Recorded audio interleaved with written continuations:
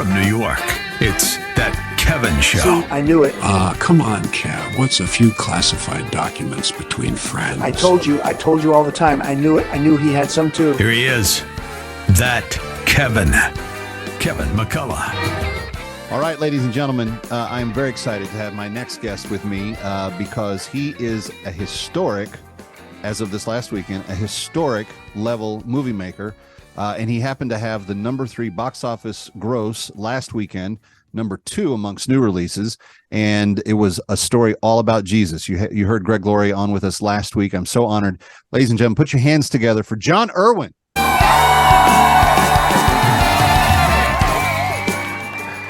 John, welcome. Historic film. Don't tell me that. You are. Ego I don't want to bury the lead here. Cinema. What's the group? They gave you an A+. You're the first time a director has done this, and you've done it all on films that I'm going to guarantee you the industry didn't think it was going to happen on. How big is that?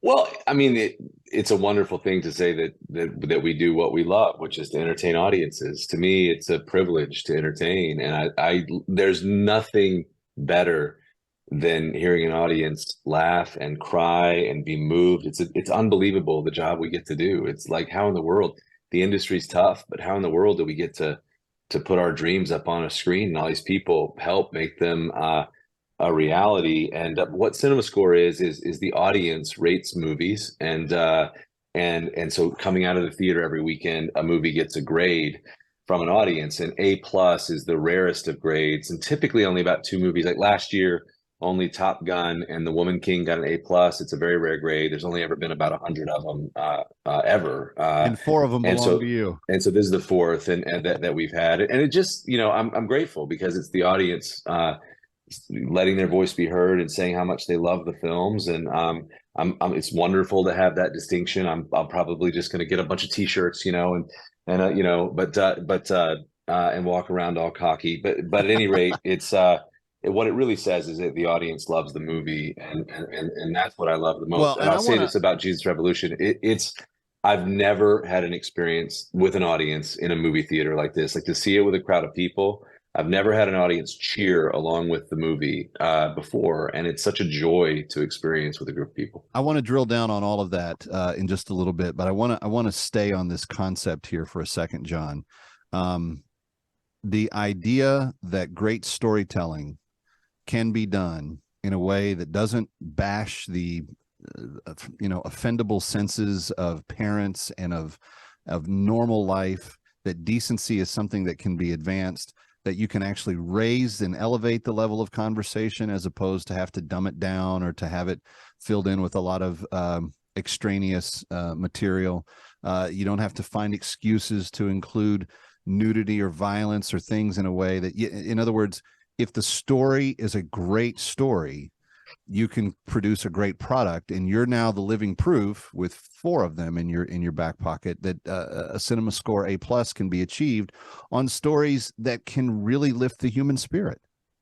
Well, and I would argue that actually those are the movies that perform better at the box office and that get A+ cinema scores. Like last year, the 2 A+ cinema scores were Top Gun and The Woman King. I love both those movies, and I just think that they were so optimistic and hopeful, and especially Top Gun is incredible. And I do think that that's what the audience wants. And I actually think it's helpful. It's like, it's more helpful because I think that there's a lot of well-made content right now, a lot of content that I watch.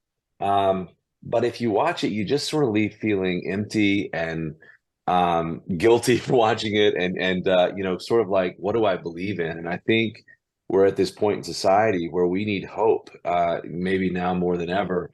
And so I think that there's never been more of an opportunity for optimistic content that's co-family viewing. So it's engineered to be an experience for multiple generations. I know that's what I want and need in my family. And then when it's infused with values, and the great thing about biblical values and values that have their origin in Christianity is when they're correctly presented, they're universally appealing. Yep.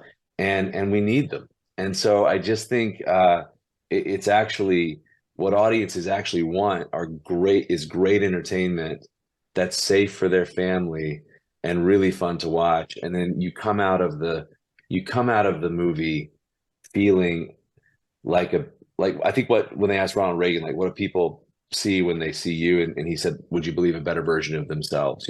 That's sort of what we want from entertainment as well. We want to come out of the theater believing that we can be a better version of ourselves. And that's the kind of stories that we want to make. And I'm telling you that those are the kind of stories that a lot of America wants. Well, and the box office proves it. We're speaking with John Erwin, who is the director and executive producer of the Jesus Revolution, which is tearing up box offices right now. Last week, finishing third overall, second for new releases for the week, and right there tied with per screen average with the number one movie, which was Cocaine Bear.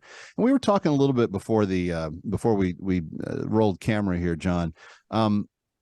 There was, you said in the industry, and this, I found this fascinating, there's a lesson to be learned from the release of Cocaine Bear and Jesus Revolution being released on the same weekend. Yeah. And that the studios handled it a certain way. And expound on that. From an industry level, it was a great weekend for the industry because Ant-Man, which was number one, drastically underperformed in its second weekend. It fell very fast. And so I think from an industry perspective, not necessarily from a moral perspective, although I guess Cocaine Bear is an absolute cautionary tale. If there was ever a story of not to do drugs and why, I think it's that movie. The lesson I think for movie studios that's an interesting correlative is that you had two movie studios that had a lot of courage to back up the choices that they made. Cocaine Bear was not dumbed down to Angry Bear. It was a very authentic. My favorite review of it is Cocaine Bear is exactly what you think it is, and it's a well-made version of that. You just need to ask yourself, will I enjoy a movie called Cocaine Bear? But that's exactly what it is, and it's a well-made version of that high concept. Lionsgate let us make a movie called Jesus Revolution. They didn't take Jesus out of the title. They let us make an authentic movie for an audience that we serve and are a part of, and they let us do our thing in a way very few movie studios do. And so most movie studios are they make decisions by committee through the lens of fear.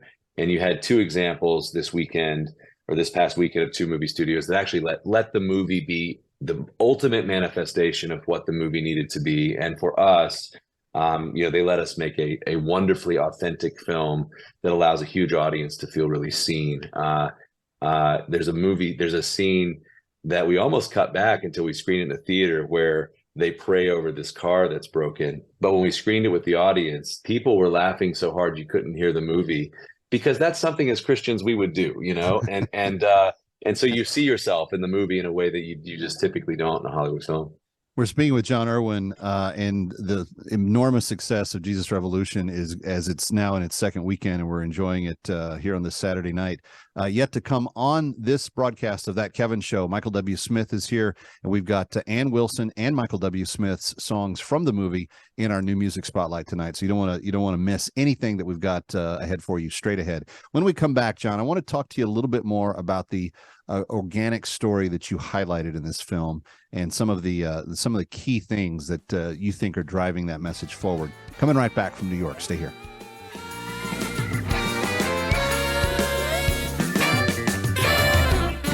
Stick around for more of That Kevin. Next, That Kevin Show with Kevin McCullough.